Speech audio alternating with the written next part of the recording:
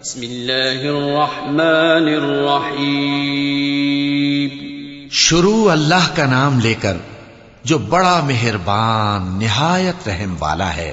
اقرأ باسم ربك الذي خلق خلق الإنسان من علق اقرأ وربك الأكرم الذي علم بالقلم علم الإنسان ما لم يعلم كلا إن الإنسان ليطغى أن رآه استغنى إن إلى ربك الرجعى.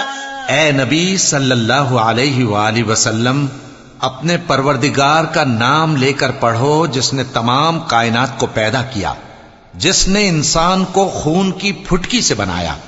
پڑھو اور تمہارا پروردگار بڑا کریم ہے جس نے قلم کے ذریعے سے علم سکھایا اور انسان کو وہ باتیں سکھائیں جن کا اس کو علم نہ تھا، مگر انسان سرکش ہو جاتا ہے اس بنا پر کہ وہ اپنے آپ کو بے نیاز سمجھتا ہے. کچھ شک نہیں کہ سب کو تمہارے پروردگار ہی کی طرف لوٹ کر جانا ہے.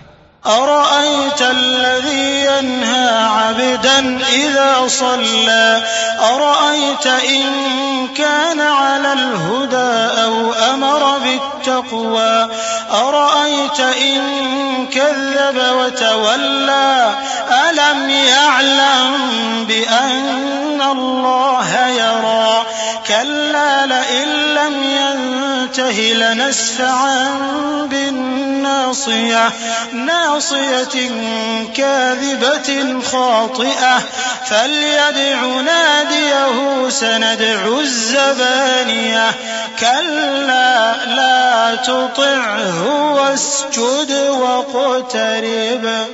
کیا تم نے اس شخص کو دیکھا جو منع کرتا ہے، یعنی ایک بندے کو جب وہ نماز پڑھنے لگتا ہے؟ بھلا دیکھو تو اگر یہ راہ راست پر ہو یا پرہیزگاری کا حکم کرے تو منع کرنا کیسا؟ تو اس کا انجام کیا ہوگا؟ ذرا دیکھو تو اگر اس نے دین حق کو جھٹلایا اور اس سے منہ موڑا، کیا اس کو معلوم نہیں کہ اللہ دیکھ رہا ہے؟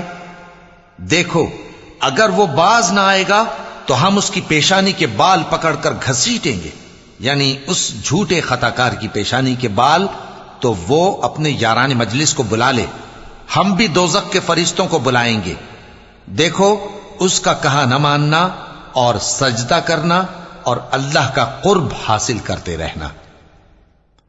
چونکہ آیت سجدہ تلاوت کی گئی ہے لہذا سامعین پر سجدہ واجب ہے.